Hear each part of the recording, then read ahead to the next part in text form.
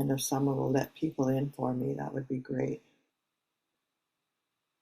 Okay, welcome everyone. My name is Gertie Josh. I'm a Sister of Charity, and I coordinate the program. I coordinate an administration for programs in Earth Literacies.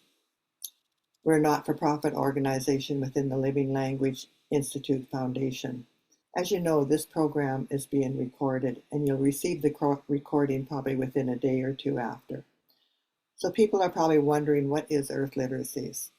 Well, Earth Literacies explores the mysterious unity and relationship binding Earth and the totality of life under the conditions out of which Earth emerged as a single unfolding universe, within a single unfolding universe.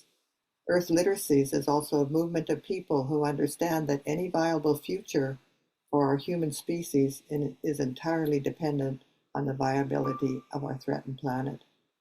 It is a movement arising from a desire to work not only for Earth's survival, but for the transformation of our limited beliefs, values, institutions, and structures that promote domination, violence, destitution, and powerlessness amongst people and the natural world.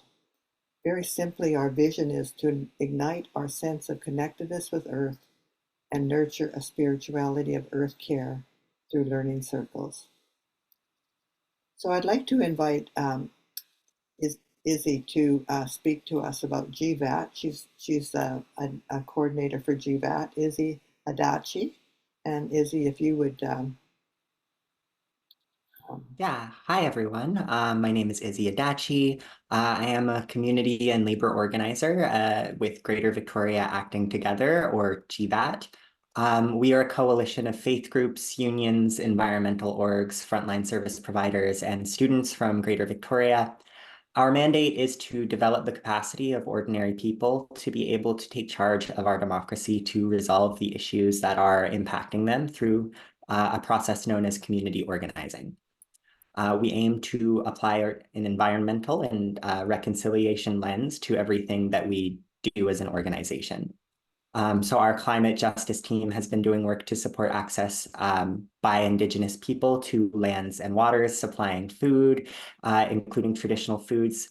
And part of that is being done through supporting education through seminars like this. In the past, we have conducted campaigns on a wide range of subjects from old growth forest protection, transit, mental health and addictions, and are currently beginning a campaign on the issue of vacancy control. If you'd like to know more about our work, you can find us online at gvat.ca. And Izzy, maybe you could put that website in the chat, which would be great. Okay, thank you very much, Izzy. And the next, just a little bit of housekeeping. When it comes time, there will be an opportunity for comments and questions with the speakers, and so you can use the chat for that, and to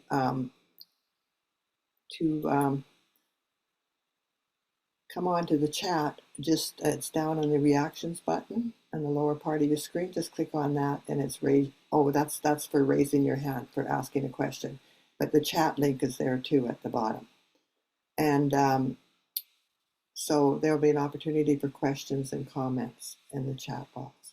So the next person I would like to invite is Jane Walton, who is, she coordinates one of the workers within Greater Victoria Acting Together as well. And Jane's going to do our land acknowledgement. So Jane, please. Okay, thank you. I acknowledge that I am an uninvited settler on the territories of the Lekwungen and Wisanic peoples. I thank them for centuries of stewardship and honor their deep connection to these lands and waters. Some of you are zooming in from other places, so please take a moment to reflect. Whose land are you on? The history of colonization in so-called Canada is take, take, take. Indigenous peoples originally had Turtle Island to themselves, but they became hugely deprived of their land base. Their tiny, shrunken land base and the resulting harms are ongoing to this day. As a child, I felt proud of my farming ancestors and relatives. What could be wrong with feeding people? As an adult, I learned that farmer settlers were a key reason that land was stolen from Indigenous peoples. My ancestors were among those farmer settlers. Land sharing, as practiced by the Treaty Land Sharing Network in Saskatchewan, supports settlers to fulfill their responsibility and obligation under treaty to share with Indigenous people the land they hold under colonial title. It recognizes that treaties were about sharing land, not surrendering it. Settler population growth, urbanization, and just plain racism deprived the Lekwungen and Wasanich peoples of prime mudflats for clam digging and wonderful meadows for puetlao, known in English as camas. Puetlao bulbs were a staple in Lekwungen diets and Wasanich diets. Land sharing where I live could involve more access for Indigenous peoples to camas meadows and clam digging sites. As we strive to do reconciliation well and undo ongoing harms of colonization, I invite you to engage tonight with open hearts and open minds.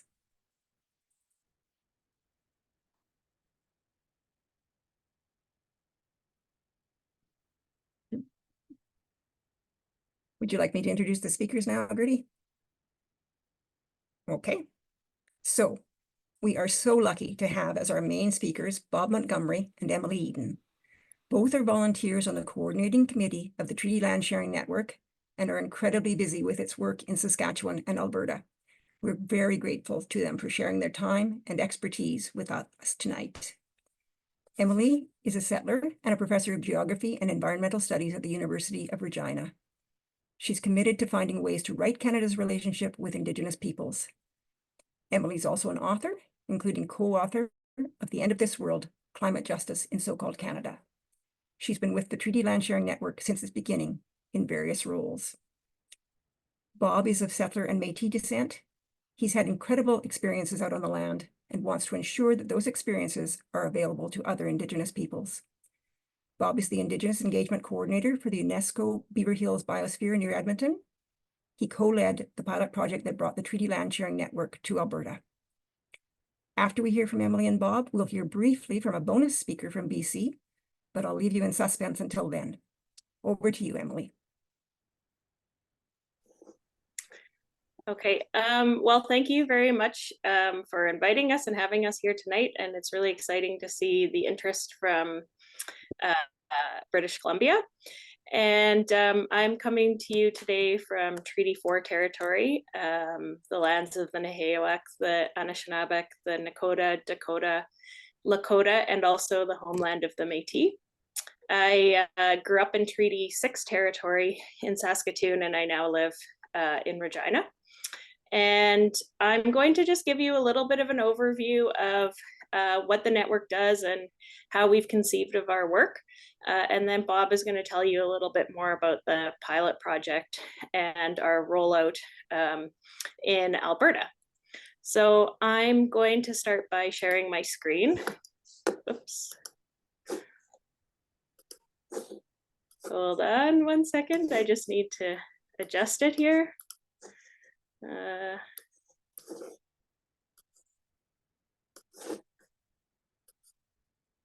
Okay, that should be about right. Okay, so as I said, I've been, or as was said in the introduction, I've been part of the Treaty Land Sharing Network since its very beginning. And this photo is actually here from our public launch, which was on July 15th of 2021, held at Mary Smiley and Ian McCreary's farm at Bladworth, Saskatchewan. And this photo was really the culmination of 3 years of work. And at the same time, it was just the beginning of the Treaty Land Sharing Network. So the Treaty Land Sharing Network started as an idea from a good friend of mine, Valerie Zink, who is now a coordinator and a part-time staff person at the network, and Philip Brass, who is a hunter and Indigenous person, Cree person from Papikasis Cree Nation. And that happened in 2018 when they were talking in the wake of the Stanley verdict in the trial of the killing of Colton Boushie, a young Cree man in Saskatchewan. And they were talking over coffee about what could be done to sort of stem the tide of rural racism and also to address the real needs that farmers had that Indigenous people had around exercising their inherent and treaty rights. And so they came up with the idea of the Treaty Land Sharing Network. And the Treaty Land Sharing Network is a group of farmers, ranchers, and other landholders. And the idea is that these people are beginning the work of honoring the treaties by sharing the land that they hold. And what we've been working at is trying to provide, of course, we can't guarantee it, but working always towards providing safe access for Indigenous people to practice their way of life on the lands that these rural people hold. And most of our members, so our members are landholders. Most of those members are white settlers, but not uniquely either. So yeah, when we talk about our members, we're talking about the landholders. And really what we're interested in the Treaty Land Sharing Network is working on what we might call treaty implementation. So we have these frameworks that have existed here since the 1800s in this part of where I am today, 1874 when Treaty 4 was signed.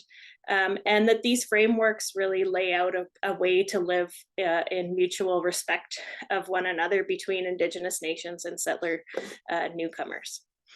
We're also trying to establish a different way forward for rural Saskatchewan. So one thing that happened in the wake of that Stanley verdict, or the verdict in the Stanley trial, was that we saw really a lot of sort of nasty racism popping up on social media and really increased tensions in rural Saskatchewan. And what we wanted to do was to show that, you know, not everybody wants to participate in that. And in fact, a whole bunch of people want to sort of chart a different path forward for rural Saskatchewan.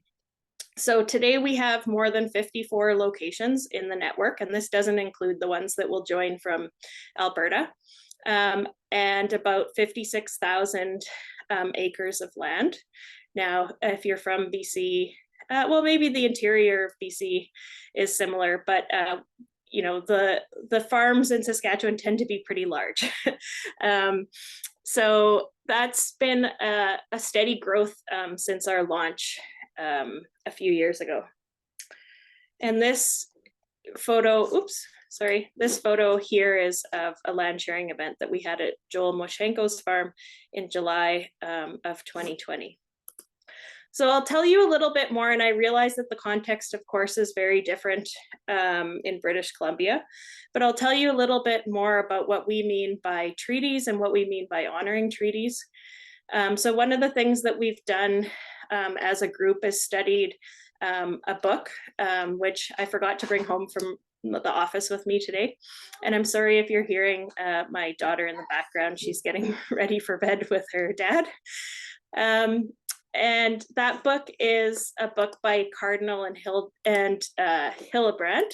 And it's called Treaty Elders of Saskatchewan. And it is a book, again, that we studied with the members of the network. And in that book, these elders present their understanding of the spirit and intent of treaty. And so really importantly, the elders emphasize that the land and the water could never be sold or given away by their nations.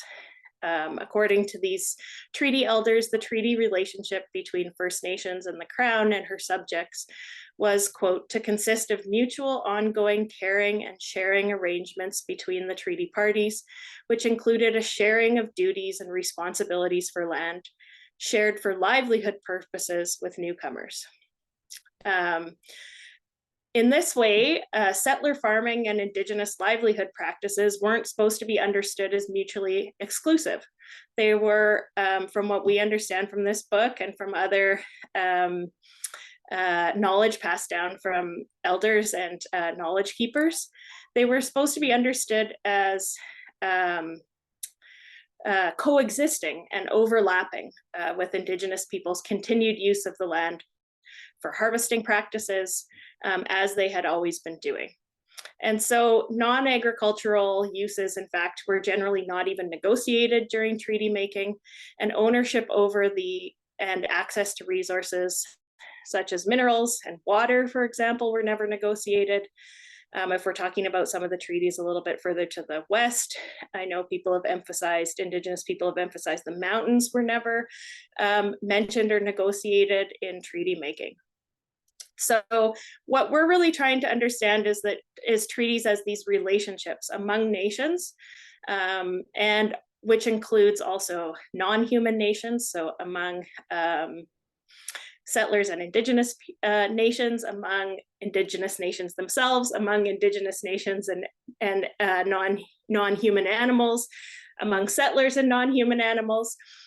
And so, yeah, we're trying to understand the concept sort of coexistence, including a promise that First Nations people would be able to live as before under their own laws, and that treaties wouldn't interfere with their political sovereignty, which again has its sort of relationship with the Creator. So the idea is sharing the land again for mutual benefit and coexistence, with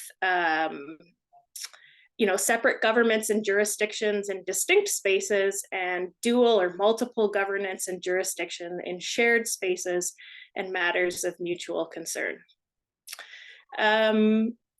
Inspired by the oral histories and the growing awareness about Indigenous understandings of treaties, one of the things that our network is attempting to practice is the true spirit and intent of those treaties. So it seems clear to us that settlers were welcome to farm on these lands, but that this was an invitation to really coexist with and enter into good relations with Indigenous people, with their land uses, with their laws, with their sovereignty and jurisdiction, and with their existing relationships with all of creation. So this means then that rather than these one-time agreements of cede and surrender, really treaties are about this framework that can guide us over time. And they include this idea of holding up not just Indigenous rights or the rights of settlers, but also our responsibilities to each other and to the land. Why is this important?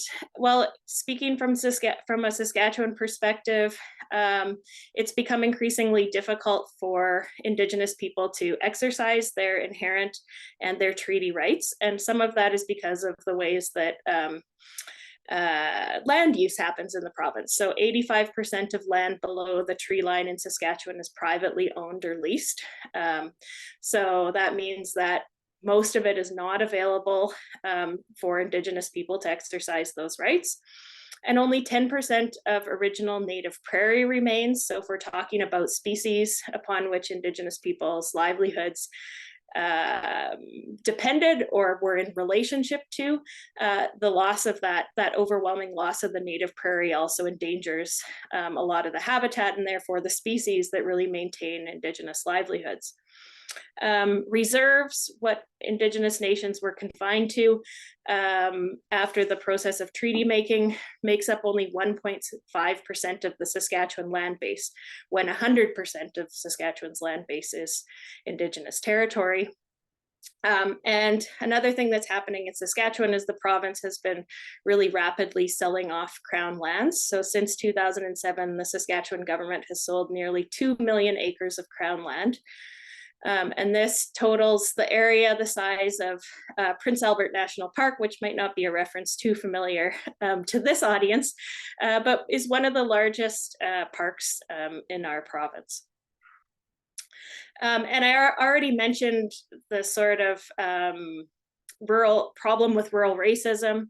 But one of the things that the Saskatchewan Party government brought in recently was new trespassing legislation. And even if, we've talked to conservation officers about that trespassing legislation, how it will be enforced, what new practices it brings in. But regardless, people's perception, at least, of that trespassing legislation, both Indigenous people who want to access land perceive that trespassing legislation as being another barrier, and conservation officers as being potentially threatening. And for settlers, many people found that trespassing legislation sort of emboldening of the idea that rural areas were not welcome to Indigenous people. So those are all sort of part of an increasingly hostile atmosphere in rural areas in Saskatchewan for Indigenous people, and the reasons at the heart of why we started the Treaty Land Sharing Network. So I'm just going to tell you a little bit about how it works. You can go to our website, which is www.treatylandsharingnetwork.ca. And this isn't the landing page. This is the page that is Share Land. It's titled Share Land at the top. And so in Saskatchewan, if you're a landholder, and soon in Treaty 6 area of Alberta, if you're a landholder who's interested in sharing land, you would come to our website and fill out this little form. It would get sent to our address, and we would engage you in a process of understanding your motivations, welcoming you into the network, intaking you, and getting a little profile set up for you on our website. So the TLSN is something that we can do right now to deliver some access for Indigenous people to practice those inherent in treaty rights and their ways of life, even if it isn't the totality of everything that we need to do, right? So we know that we need the provincial, well, the Crown and also the provincial governments to come on board to rectify some of these problems that I've outlined. But in the absence of governments willing to do that, what we understand is sort of the individual way that people can contribute to this work of treaty implementation. So I'll just skip ahead here because I think my time's coming to an end. How does it work? So from a perspective of an Indigenous person wanting to access land, there's also a page on our website where that is an access land page, and it would take you here. And if you're an Indigenous person, you could check off, I'm an Indigenous land user, and that you agree to the protocols. The protocols we've tried to keep really similar across the network, although of course, there's many things that come up and many reasons why, I can go into those in more detail, but we're trying to reconcile the sort of having a common and standard land use protocols with the variety that exists in terms of people's individual activities on their lands and other things like that. But basically, land can be accessed in the network for gathering plants, medicines, rocks, especially for sweats. Land can be accessed for hunting and for ceremony, and other uses can be sort of discussed with landholders, but those are the ones that are generally agreed on. And access to land should be on foot, although some members of the network do welcome motorized vehicles. All gates should be left as they're found. Open fires are not permitted unless all parties involved are in agreement.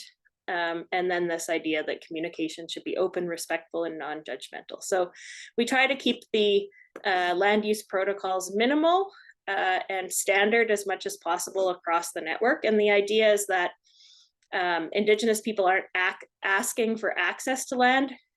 By joining the network, a landholder makes their land available and already grants access, already participates in implementing treaty, right? And so when landholders access a piece of land, they're not asking the landholder for access, but they do need to notify landholders that they're coming in a first phone call in order to communicate any sort of safety messages that need to be communicated. So are there unprickly neighbors, or are there dogs that are aggressive, or are there electric fences, or what needs to be known, right? And so once you ticked off those two things and hit submit, you would get into the back end of our website where we have different locations categorized by Treaty 4 and Treaty 6. And you can see here with the little icons, different things that are available on different pieces of land. And you can, if something is interesting to you, you can click on more and you get a more fulsome explanation of the land holdings. And then really it happens without the intervention of the coordinating committee or the network itself. So then once you contact the landholder and anything that needs to be communicated is communicated about the land, then an Indigenous person can access those lands when they want. And so that's sort of how it works. This is just a photo from that launch that we first had. And one of the important partnerships that we formed in the process was with the Office of the Treaty Commissioner in Saskatchewan. And this is a photo of Mary Smiley and Ian McCreary, two farmers in Saskatchewan, and the Treaty Commissioner there in the ribbon skirt, Mary Culbertson. Oh, now I know his name very well. I'm blanking on the other guy's name. It'll come to me in a second. This was them putting up one of the first treaty land sharing network signs. And so everybody has, as part of the network, you get signs and you post them on your land to try to, bring awareness and raise conversations with your neighbors. And that's a really important part too that we're working on, is how to ensure that the right conversations are had with neighbors, that the right information is communicated to land users so that everybody is as safe as possible accessing land in the network. So I think I've gone my 15 minutes now, so I'll leave you with that, and I can answer other questions in the Q&A, maybe. If I can figure out how to stop sharing my screen. There we go.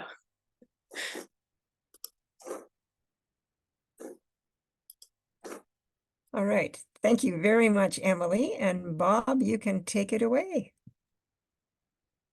Okay, great. Tante Kakyao, Bob Ntsigason, Nia Pitawigose-san, Otse Kaskas Kiseginik Maganuigan, Miskwasi Wiskayiganik, Kitatam Scottenawau, Nananaskaman Kakyao.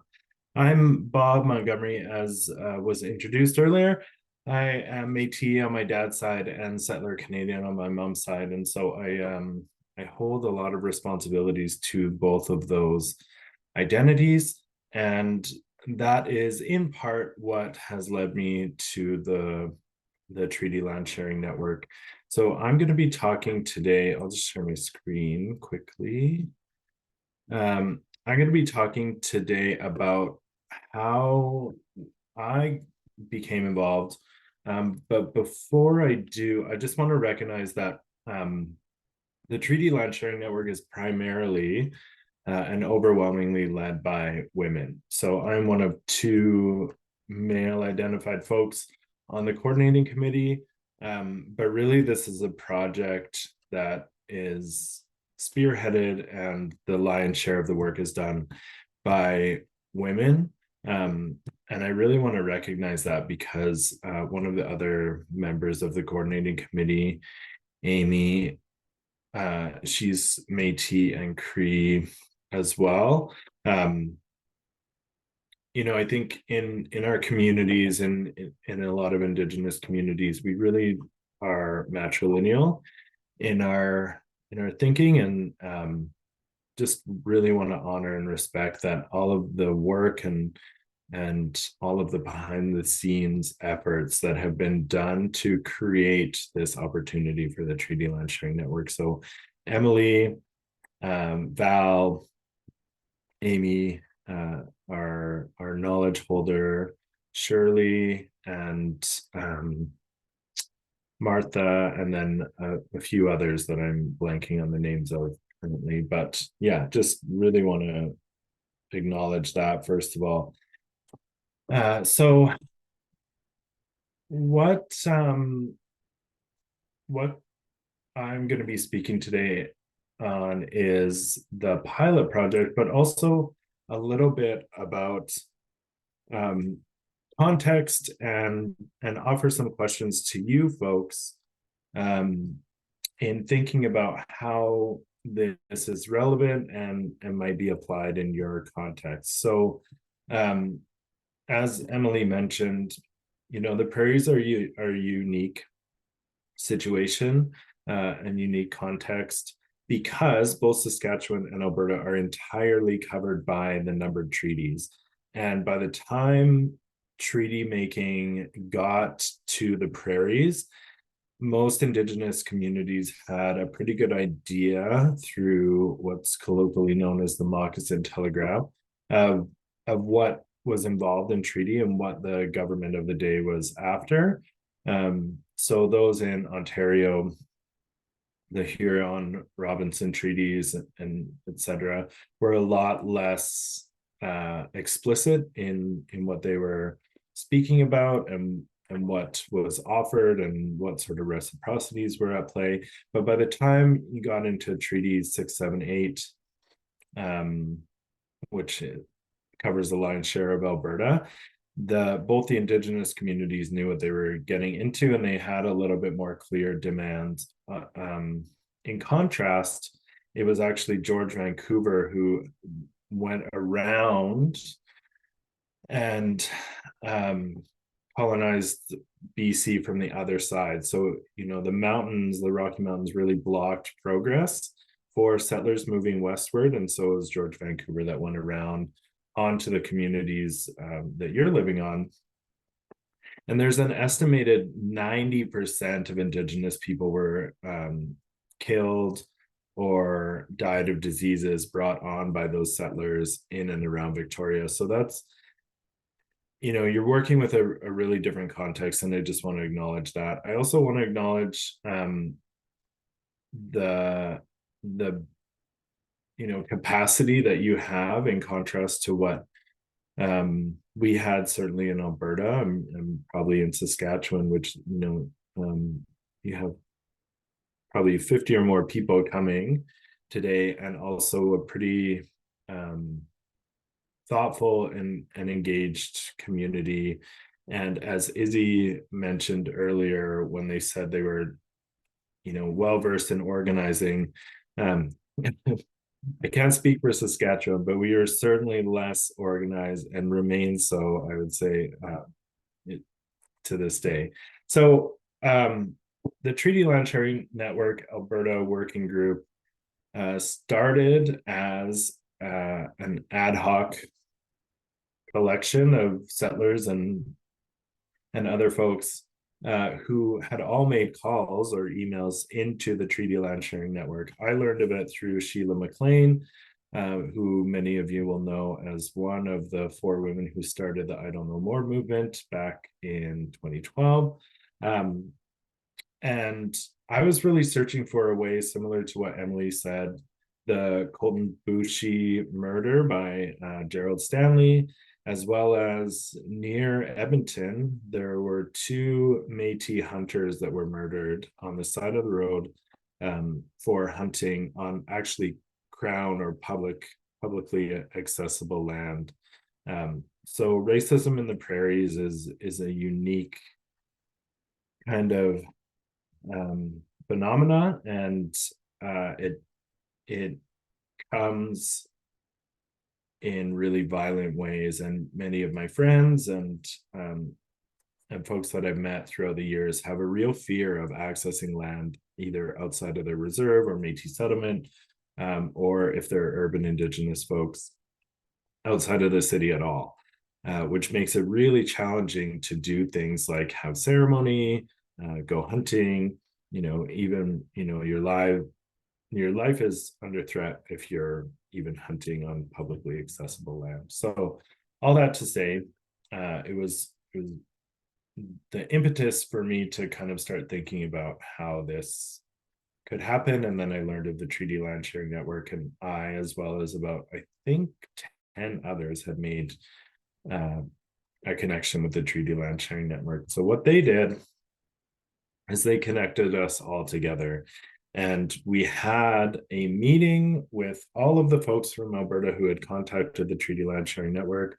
And that meeting really was about where the Treaty Land Sharing Network was at the time.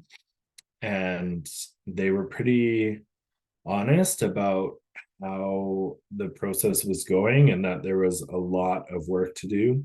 I was probably overzealous and saying, well, we want to just get it going here. And so their suggestion was, let's connect everyone all together and you can start from there. So that was the first kind of stage, and thanks to Emily and Val for connecting us all.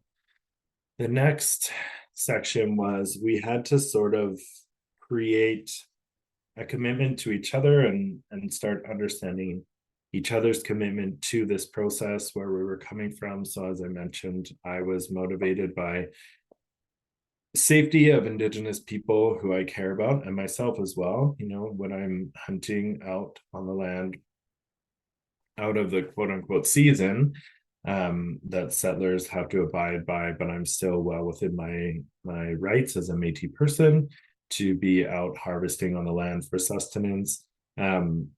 You know, wanting to feel safe. And I also work for the Beaver Hills Biosphere, which is an organization created around sustainable development and sustainability within the glacial moraine of the Beaver Hills. It was a really significant place for Indigenous people that they were later forced off of and moved on to reserves away from their homelands. And so thinking about creating opportunities for people to reconnect with their homelands, I was wondering how that was going to be when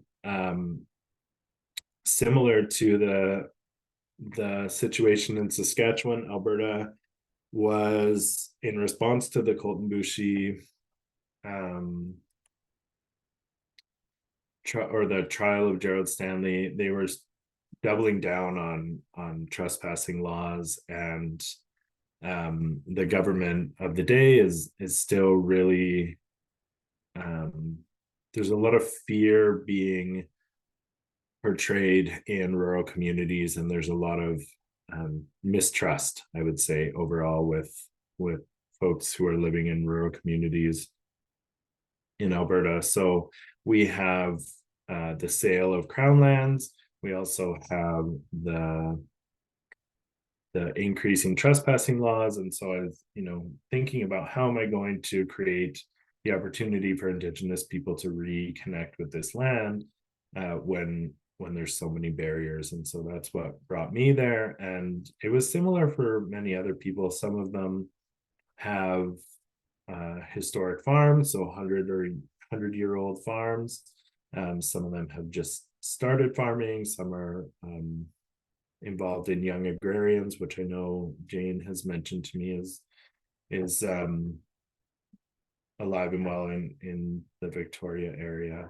So we all got together and started to kind of brainstorm of how we were going to do this and what kind of commitment we could have. So we started meeting just once a month to work through this. The next stage was planning. So we wanted to figure out what our collective resources were, what our connections were, the areas that we felt compelled to protect. And we had people from all over Alberta. But what we decided on was it made the most sense, since the Treaty Land Sharing Network was already in Treaty 6 and Treaty 4 as well. There is a small corner of Alberta that has a chunk of Treaty 4 in it. But most of the group that had formed were living in Treaty 6. There was a couple Treaty 7 members, but we decided that our best plan was to focus on Treaty 6 with the hopes of eventually reconnecting with the Treaty Land Sharing Network that had sort of sparked this idea and given us the motivation and really created the possibility this could be something that could happen. And the similarities between Alberta and Saskatchewan are significant, although there are some jurisdictional differences that we later encountered that I'll get into.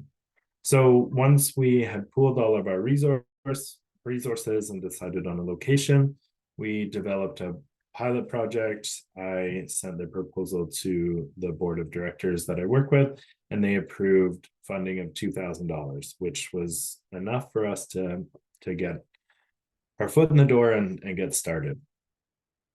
So the pilot project, in contrast to the openness that the Treaty Land Sharing Network took on, we went with a different route because we were really responding to the concerns raised from the Indigenous people that we had spoken to about safety, because that was sort of the number one concern of people is, you know, how is it going to be that I get onto a piece of property and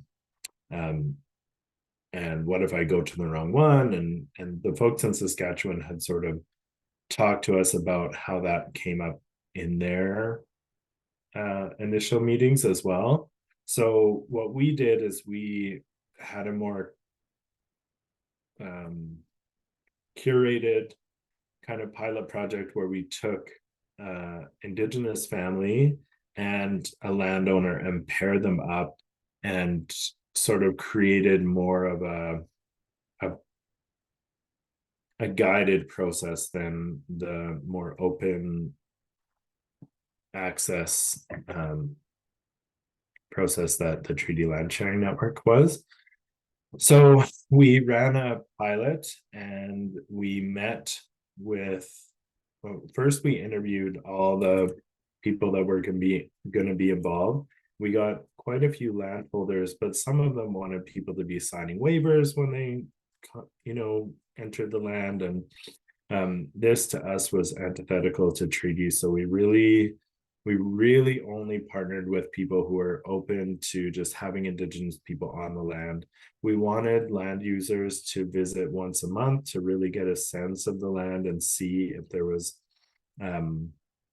any sort of real connection that formed between them, and as Emily mentioned, between them and the land, between them and the landholders, between them and the non-human elements of that land. And then, yeah, so I have here Indigenous safety was of paramount importance. That's not to insinuate that it isn't with the Saskatchewan group, but I think we were really nervous about it. And so we kind of were a little bit heavy-handed in hindsight. But that's how we ran it, and then we were able to open it up later on. So the pilot concluded with a really robust evaluation. So that evaluation plan, actually, we were fortunate enough to attend a course where U of A planning students helped us develop the evaluation plan. And I'll just see if I can show you.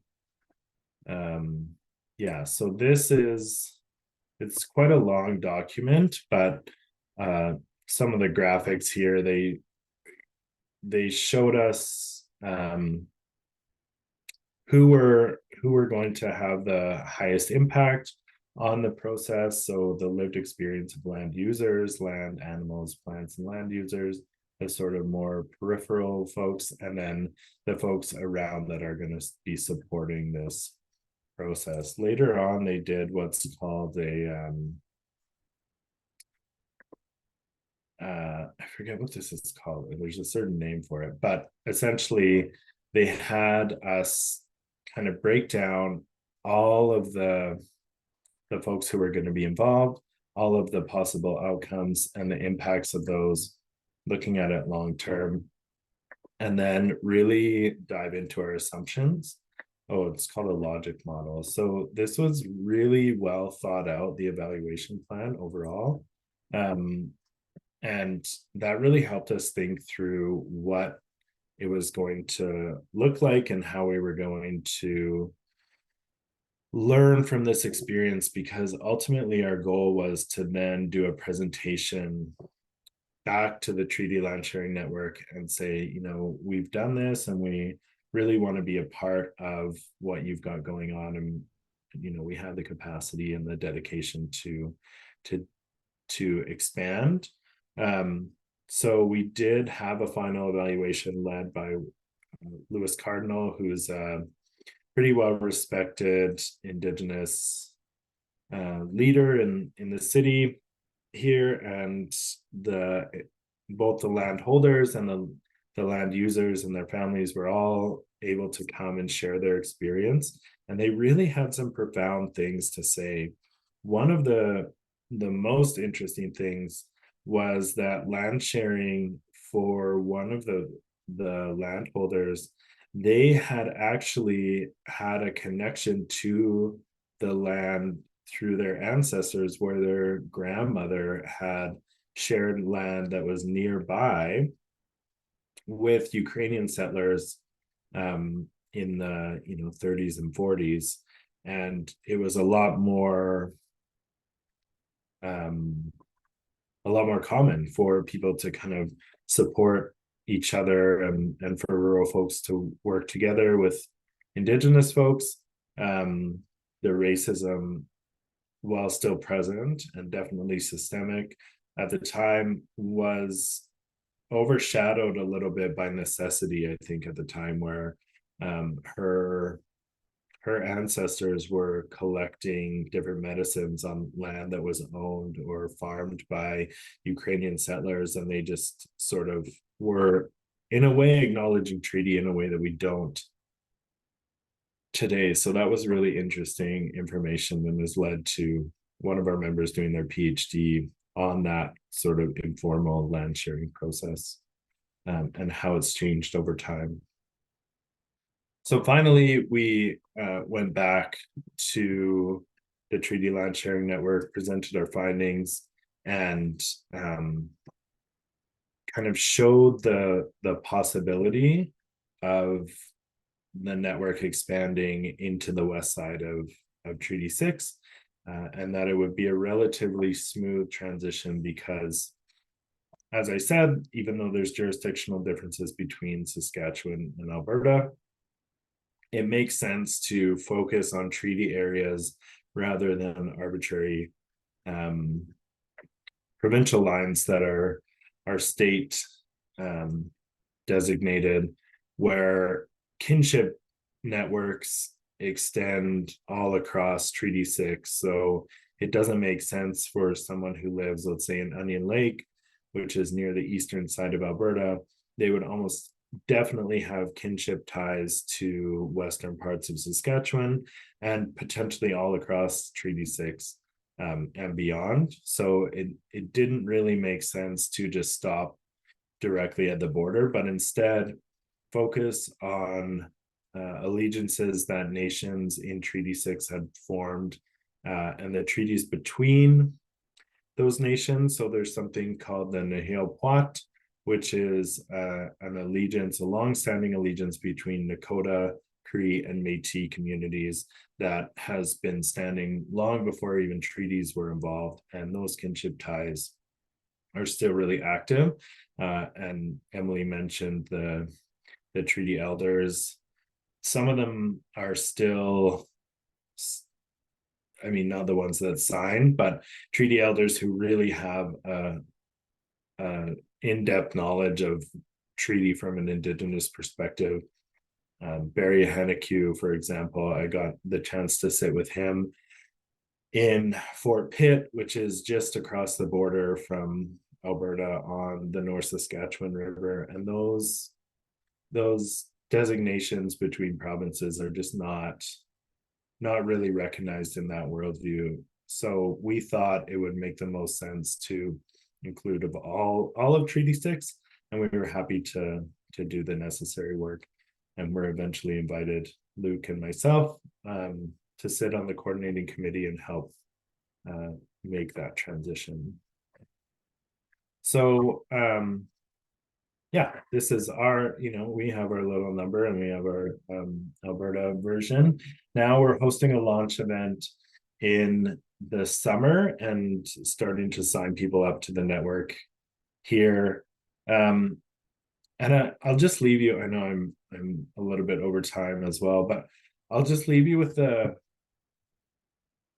sort of prompt that even though there is a different context out on the coast, I was really encouraged when we met with Val and Emily and Martha at the beginning, because even though there was a challenge with capacity, and the Treaty Land Sharing Network is mostly run on volunteer hours, and our even with our context being the same, it kind of makes sense. But there's, I think the power that you have in this group is collective organizing, and there's nothing stopping you from having the unceded land sharing network, or something akin to that fits better into the context. We were really lucky in Alberta. We had sort of, as I mentioned, the women of the Treaty Land Sharing Network be trailblazers, and we were able to follow that path.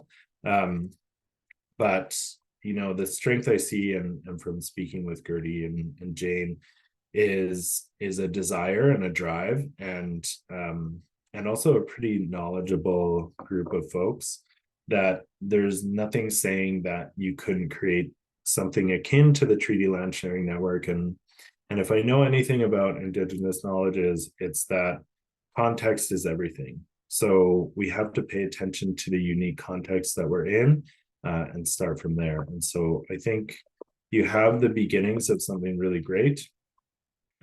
Maybe a treaty land sharing network isn't the most appropriate action, but maybe there's something that's analogous in the context that you're living in Musqueam territory and the territory of the folks that you're there with. And I would really encourage, one of the strongest parts of our program was really connecting with Indigenous people themselves, to get a sense of what it is that is needed. And I think you're well on your way. So I'll leave you with that. And Kananaskomtin, thank you very much. I'm grateful to have a chance to be here.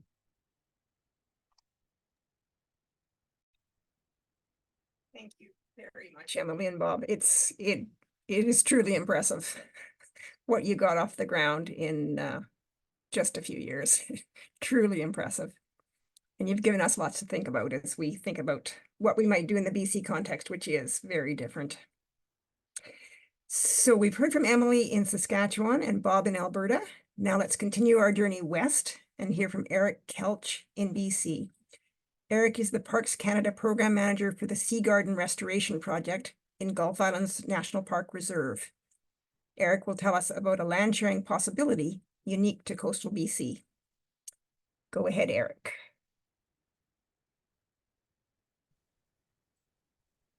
Great, thanks very much, Jane. How's that sound coming in? It's okay. Good. Okay. Just let me know if it's a challenge, but my computer wasn't letting me do the sound, so I'll try my best here. You get some pleasant music in the background because my roommate's playing guitar, and that'll be for your enjoyment. But I should be able to speak over it just fine. Just let me know if there's an issue. It's special hela Eric Kelson is just lay it on Laquan Tunnel, Jason at Parks Canada. I'm European ancestry, but I'd just like to share that my intro in Centropan, because it's important to me to think about the communities that I work with and the place that I work and what I'm responsible to remind myself of that. So nice to meet you all. My name is Eric Kelch, and I work for Parks Canada on the Sea Gardens Restoration Project. As you can see behind me, this is an example of a sea garden, and I move my head. There it is. And I don't have a slide deck to share today. I just want to share briefly a bit some of my experience and something from my heart, and I think that connects to this work. So sea gardens, for those that maybe don't know, were constructed all along the coast between Alaska and California. They were often rock walls built at low tide. but many other ways that Indigenous peoples here modified the beach and worked at the beach to create bountiful and constructive ecosystems that made food bounties for their families and for their villages, and clams being the focal effort of that. So that most of these efforts supported clams, but other species were also found, which is why we call them sea gardens. So sea cucumbers and snails and crabs and seaweed and what else is there? Chitons and urchins, really a whole plethora of food that supported these communities over thousands of years. And now when we transport ourselves to current day, these places still exist, and often the upland environment has been purchased, or it's been developed, or it's a park in our example, and that has created challenges for First Nations communities who used to access these places and live right next to them. And so what I think is interesting for this discussion in terms of opportunities is engaging with people who live on the foreshore in terms of educating them about sea gardens and coastal restoration or use of coastal sites for harvesting. And often the systems that we have in place that enable openings or closures of shellfish beds is related to impacts from the upland environment.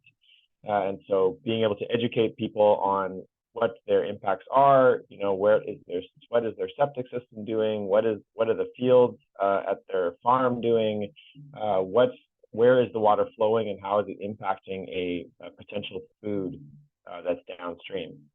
So that is, I think, one opportunity in terms of engaging people and sharing the information about sea gardens and what it is. And then the second one is just around purely about access, that often the land right next to the foreshore has been privatized or sold off, and then accessing that land is either only by boat or trespassing. And as we saw in the previous presentation, the unfortunate and awful consequences that can happen when someone is caught, quote unquote, trespassing. And I think there's opportunities to build those connections and enable access through the land to some of those some sea garden sites. There's such an example that we work with on Salt Spring, where it's an ancient clam garden there, and the upland environment is completely closed off because it was privatized. And there's an opportunity in that that site is actually not accessible to the public, and so that site has actually remained, in good use. And it's pretty healthy, but it's only accessible by boat. And so we're trying to work with the landowners above the tide line to access. The opportunity in BC, for those that maybe don't know this, I didn't know this until I started, is that the foreshore, you cannot privatize the foreshore in this province. Unlike Washington State to the south, where 75% of the shoreline is privatized and therefore off limits to First Nations. Here, that's not the case. And so because it remains under federal jurisdiction, it's also has underlying Indigenous title, as I think all the lands do, but those specifically. And so First Nations have a right to be on the shore and cannot be kicked off the shore to do traditional activities and harvesting. So I think there's a real opportunity in this province and in this place for all of us to work together to take care of these sites, for food bounty, not just for First Nations communities, actually for all of us, but primarily focusing on the revival of this traditional food source that feeds hearts and stomachs.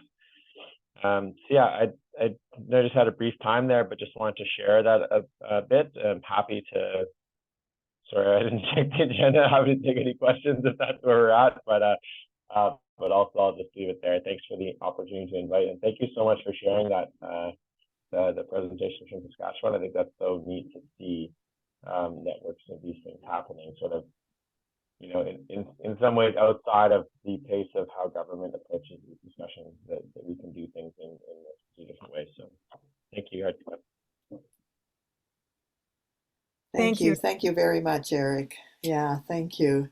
So now we're going to open it up to questions or comments. And so if you want to ask a question, to please raise your hand. And Eric, if you're around, you could certainly respond to questions as well. So to raise your hand by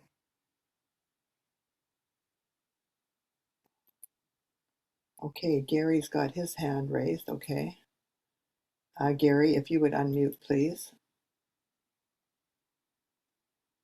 There we go. The question's for Bob, or maybe Emily. You had talked about having elders talk about there's responsibility of treaty and what they meant when they were negotiating treaties. Did that help you? Did landowners, were they part of that, or was it just your organization was part of it? Emily, you're muted, and Bob, you're muted as well. Well, our organization is, the members of our organization are the landholders. So we have a coordinating committee and a few working groups. And like, for example, I'm not a landholder myself, but we are, some of the people who've been with the network from the very beginning come from farm families, etc., but aren't landholders themselves. But we also have landholders on the coordinating committee. And Indigenous people on the coordinating committee. And so what we've done is, I didn't have time to get into all the specifics of it, but we do have like a pretty rigorous like educational component. So one of the things that people agree to do when they sign on to the network is to continue to learn how to be better treaty people. And so we haven't done this recently, but we had a few book clubs around, one of them was around that Treaty Elders book of Saskatchewan. And so, you know, a large number of the landholders in the network were part of studying that book.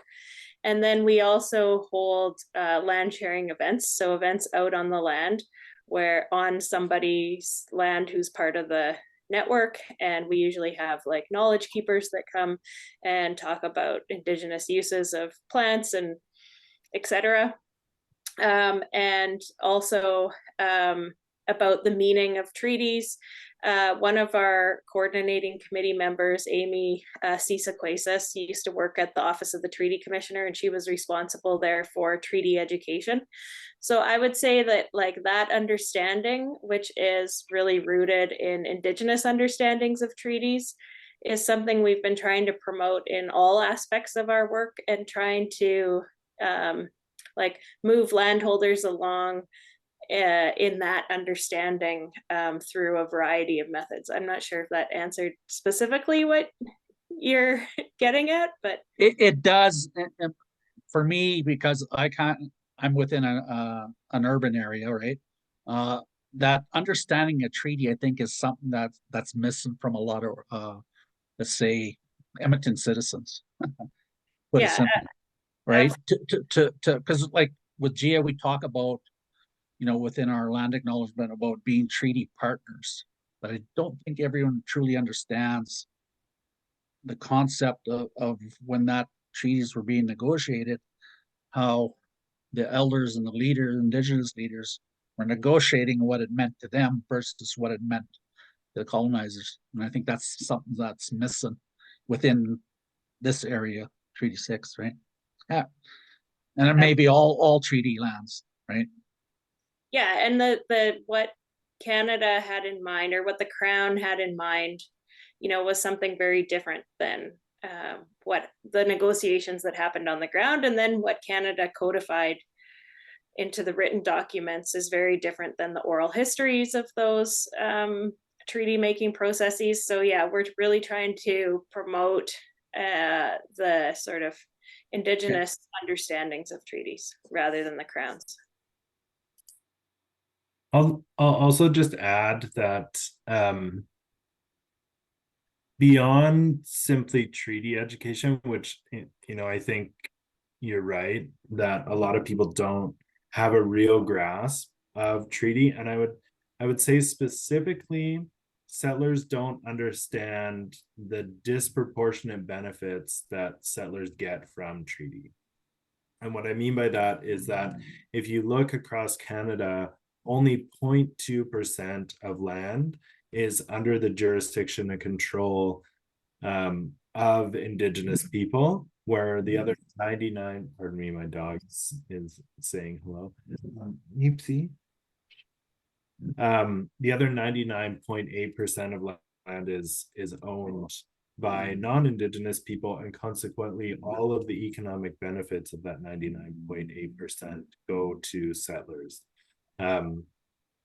But the other thing that's really unique about the Treaty Land Sharing Network is that, you know, the TRC report came out in 2015, and the 94 calls to action were a huge step forward and really shifted the conversation. However, if you look at those calls to action, a lot of them say governments should do this, educators should do this, churches should do this, social services, et cetera, et cetera. The Treaty Land Sharing Network offers a really tangible action that individuals can take to acknowledge the disproportionate benefits that go to non-Indigenous people in this country. So that's really unique, and it's nice to have something that can actually be done relatively easily in comparison to lobbying a government. Okay, thank you. And my job is to pick up questions in the chat, and everybody's making it very easy for me because there's a huge rush.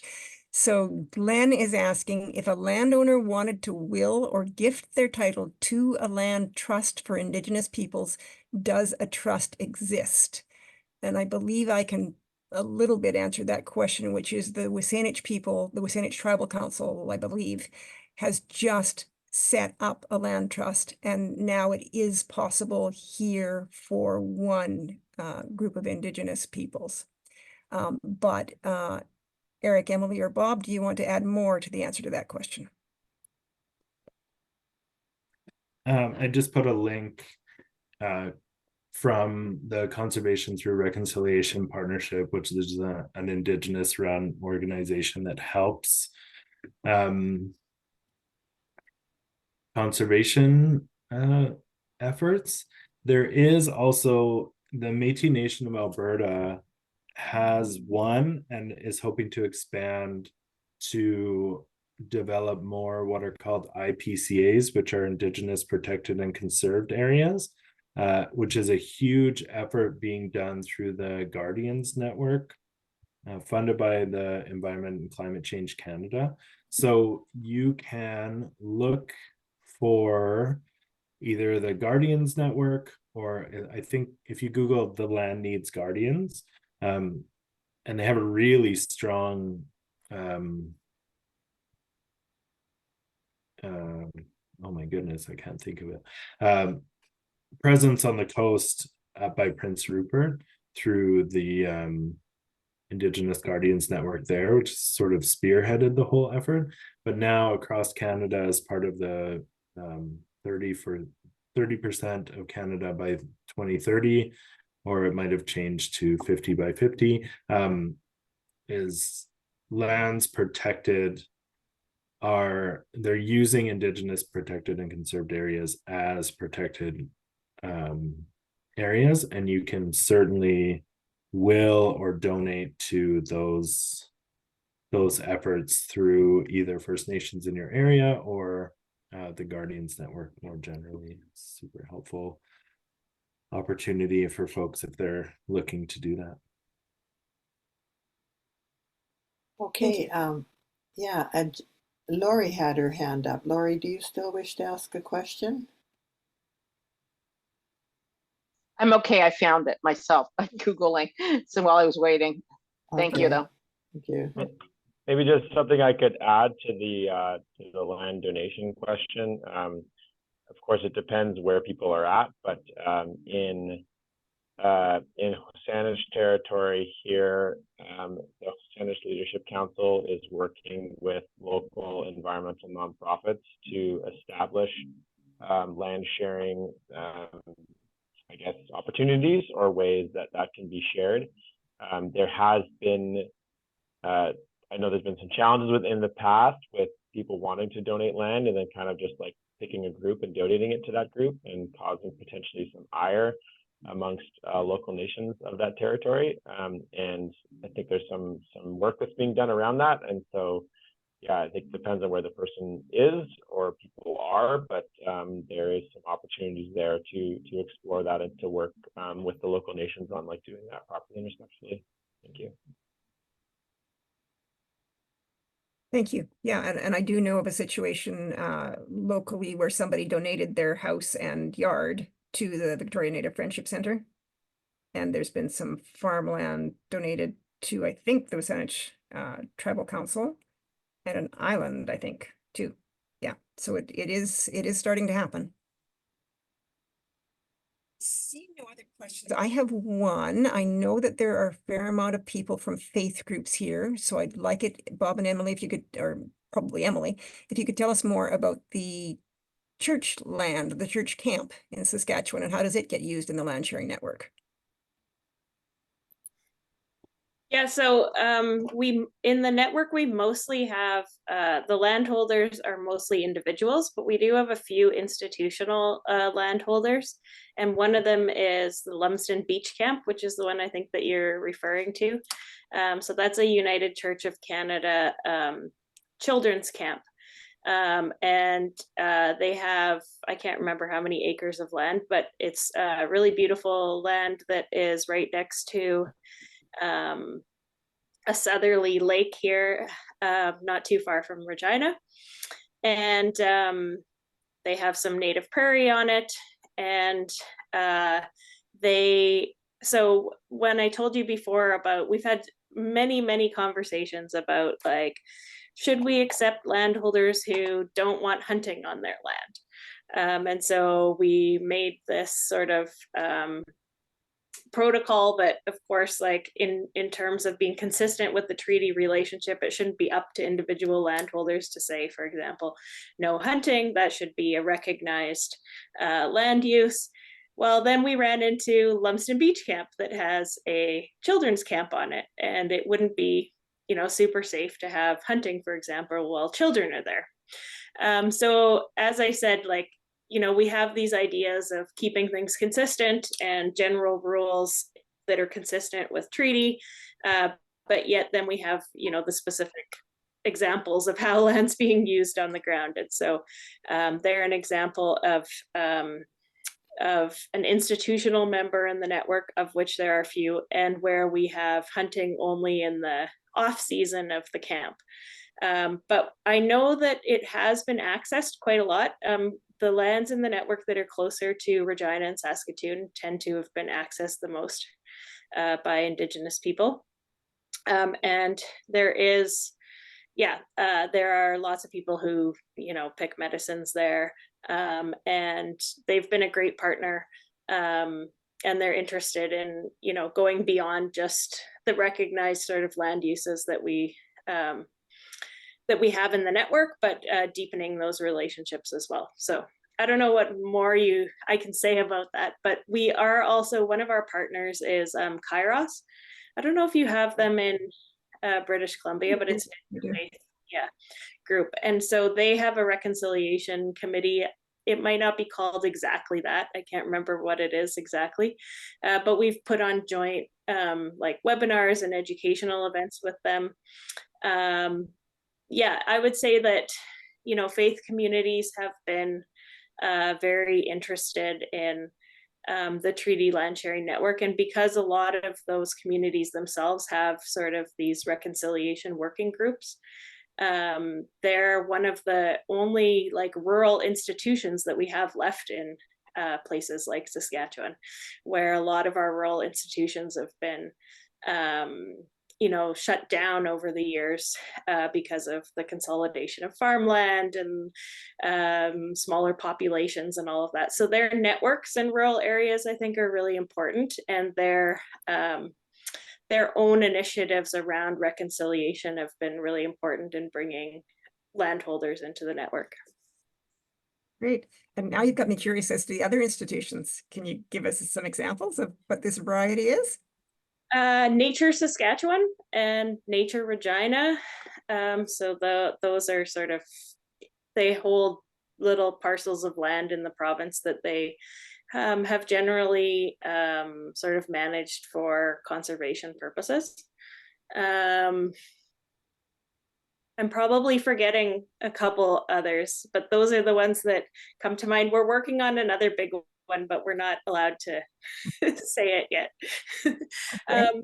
There have been like the Nature Conservancy of Canada has been interested too. Like we get these, I think that now organizations are seeing that by, oh, I know another institutional member is a town, the town of Turtleford. So I guess they have some land associated with the town that they've put in the network. But that's part of saying like organizations are now recognizing that the TLSN is a way that they can, institutionally sign on to share their land as well. So I know there's been interest from the Nature Conservancy of Canada, but they are not a formal member either yet. Okay, thank you. Okay, Susan has her hand up, so I'm just going to add her to the. Hi, this is for Eric. Eric, I'm a Victoria person, and I'm interested in the fact that you said that the access to the foreshore was difficult for many of the Indigenous people who want to access it for the sea garden. What can be done about that? As you said, people are not allowed to own the foreshore, so it seems to me there should be easy access to the foreshore too, but it doesn't sound like there is. Yeah, thank you very much. Yeah, I think like the examples that I often think about because I work in the Gulf Islands is, access to the foreshore or, maybe by boat access only. And so then not having a boat becomes a barrier. But there is, similarly, I think places I could think on the peninsula perhaps that like access. I mean, we are fortunate that there is a lot of like public access spots to beaches, but sometimes there is, sometimes there's continuous sort of private uplands areas, and so enabling access I think would be helpful to that. So yes, the foreshore is not private, but the spot to be able to get down to it maybe isn't always the easiest, and maybe the public access spot is further away. And so I don't know if there was a particular site that was of interest for nations to attend or get down to, or our elders just don't want to get down to. They might have, it's challenging. Like I'm thinking of, for example, on the Malahat side of the peninsula, there's a clam garden there, and the public access spot, there is a public access spot, so they can walk down to the beach, but it's about a 15-minute walk, which is actually prohibitive for some elders to get down to. And fortunately, there's been a homeowner there who is right next to the clam garden site and has been very welcoming and opened his staircase to have people come down and directly participate. So that's, I think, kind of like the opportunities that are available. And I think primarily just getting people who live on the coast or live on the shore to know what's going on in the beach in front of me. What species are there? Is it open for shellfish harvesting? Why not? What used to be there? What is desired to be there? What impacts are being had by my land or other land nearby? Like those kinds of things. I think just building that awareness is going to be unique beach by beach, but building that awareness is really helpful. Thank you. Thank you. So I'm wondering, Bob and Emily, if you'd like to comment on pros and cons of individual land sharing, like we've just heard a homeowner opened up their staircase so people could access the clam digging site, versus a network. What are the pros and cons of going it on one's own or having an actual network? Do you want to start, Bob? Yeah, sure. I think Emily would probably have a more full answer for this, but I think having a network, you have the possibility of meeting with other people. So one of the most powerful parts of our pilot program was when we got the landholders, land users all together for the final evaluation.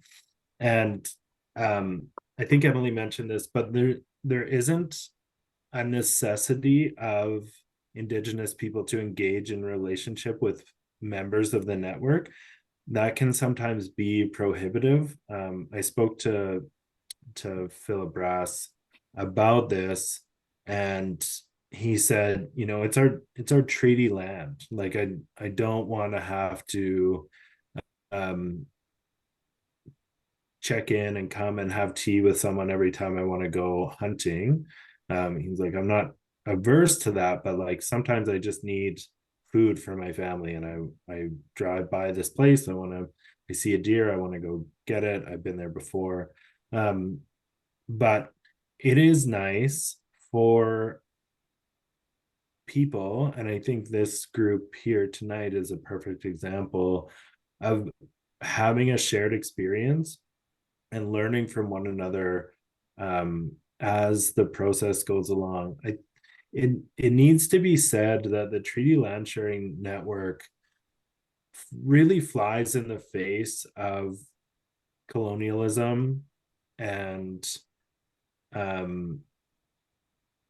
sort of settler mentality and culture combined with capitalism, because private land ownership is the great bastion of colonialism, and to share land in a treaty is sort of the opposite of that. And so when swimming upstream, so to speak, it's really helpful to have a collective of other people to commiserate with. It's likely that you're all going to encounter the same sort of challenges, and it's nice to be able to sort of air those grievances. Recently we had a members gathering in Wanuskewin Park, which is just outside of Saskatoon, and it was really, really well received, because you have a group of people who all have similar ideas, and they're able to all sit in a room and chat with one another and talk about their experience and have that collective sort of problem solving mentality, rather than just, you know, not to say that going it alone is prohibitive, but you don't have the same network of people to kind of problem solve through when you encounter things like what Emily mentioned about the camp and no hunting, and you know, how do we reconcile that and still try to engage in our treaty responsibilities as best we can. So that's what I would say. Thank you. Anything to add, Emily? Yeah, I guess what I would add is I think everything that Bob said is really fundamental. And I guess what I would say, and not everybody is on the same page in the network, but like I think a lot of our members also kind of understand the network as a movement. And so there was this idea that like that rural people wanted to show a different face of rural Saskatchewan, right? They wanted to be visible. They wanted to tell a different story about who they are and find other people like them. And as a network, we have engaged in some advocacy too. And so it's not our primary goal, but we have, tried to bring, for example, on the sale of Crown lands, we brought together conservation organizations, Indigenous organizations, and agricultural organizations together to say, look, if the province sells off these lands, they're also selling out like a future of reconciliation. They're endangering the ability of Indigenous people to maintain their livelihoods, which is contrary to the very agreements that allow for settler existence in these lands, right? So bringing those groups together, I think, can be powerful. And so we've done some of that type of advocacy work, also around the trespass legislation. So we can do things like that together. We can educate ourselves together. So some of the reading groups and webinars and land sharing events where we go to people's farms and invite elders and knowledge keepers there to share with us. their knowledge and to engage in ceremony together. Like those are all sort of things that people gain from, I guess, being part of the network. That is more than what they might be able to offer by just engaging in individual relationships with Indigenous people. Yeah, so that's from the like member perspective, I guess. And like from, you know, I'm not an Indigenous person using the land, but I think one of the struggles that the TLSN had and is starting to overcome, although I don't think it can ever be arrived at or overcome completely, is trust building. And so that Indigenous people are starting in the province, or ones that we've engaged with are starting to understand who we are, understand who the people in the network are, understand the consistency of the land use protocols, and build up a little bit of trust and sense of safety in accessing those lands, right? So, you know, not to, again, I can't really say from Indigenous perspectives, but I think that that's important too for Indigenous land users. Thank you. Okay, thank you. Thank you very much. I'm going to jump in here. We're just about at time. And I just want to say how much I appreciate both of you, and Eric, you too. I mean, your encouragement to us is just wonderful, and you've really opened us up to many possibilities.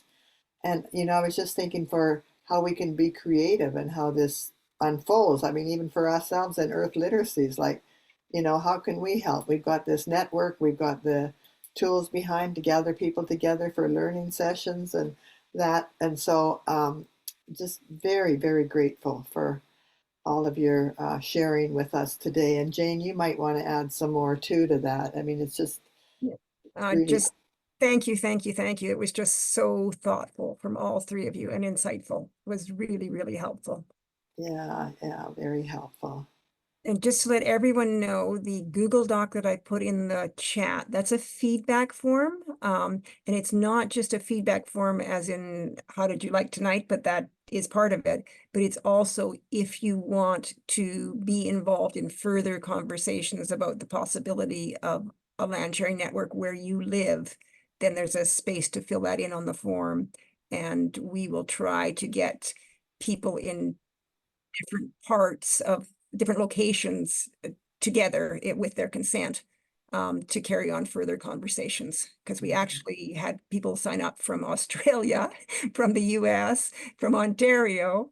So there's a few different locations involved here, but we will do our best to sort through the feedback forms, and would love it if you would fill them out right now before you forget. But we will also send you the recording and the feedback form again later on. Right, yeah, so yeah, please. And if you don't want to, if you can just put your information in the chat too, if you'd like, how we can share. And again, a big thank you to you, Bob and Emily and Eric, for your sharing with us tonight. I think you've really invited us into a new challenge that I love, anyhow. And you know, there was over 70 people registered for this program, so a lot of people are going to be watching it after, and hopefully we'll get feedback from them as well. Thanks for inviting us, and I'm wishing everybody the best in furthering this work in the territories where you are. Thank you, Emily. Yeah, thank you. Yeah, thanks so much for having us. I appreciate it. Oh, yeah, you're very welcome. Thank you. Great. Thank you, everyone. Yeah, thank you, Eric. Night. Thank you, Eric.